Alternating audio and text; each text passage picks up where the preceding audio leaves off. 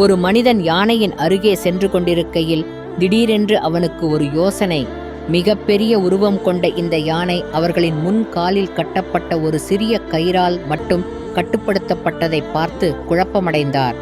எந்த சங்கிலி அல்லது சிறையுமின்றி இந்த கயிறை எப்போது வேண்டுமானாலும் அவிழ்த்துவிட முடியும் என அவனுக்கு தெளிவாயிருந்தது. ஆனால் ஏதோ ஒரு காரணத்தால் அவை அப்படியே இருந்தன. அவர் பாகனிடம் கேட்டார், இந்த பெரிய விலங்குகள் எதற்காக எதையும் முயற்சிக்காமல் அப்படியே நின்று கொண்டிருக்கின்றன என்று கேட்கிறார். பயிற்சியாளர் சொல்கிறார், அவை மிகச் சிறியவையாக இருக்கும்போது அதே அளவிலான கயிறை அவர்கள் காலில் கட்டுவோம். அந்த வயதில் அது அவர்களை கட்டுப்படுத்துவதற்கு போதுமானது. அவர்கள் வளர்ந்த பின் அந்த கயிறை உடைக்க முடியாது என்று நம்பிவிடுகிறார்கள். ஆகவே அவர்கள் தப்பிக்க முயற்சிப்பதில்லை. அந்த மனிதன் அதிசயமடைந்தார். யானைகளுக்கு எப்போது வேண்டுமானாலும் தப்பி ஓட முடியும். ஆனால் அவர்கள் அதை முடியாது என்று நம்புவதால் அவர்கள் அப்படியே நின்று கொண்டிருக்கின்றனர்.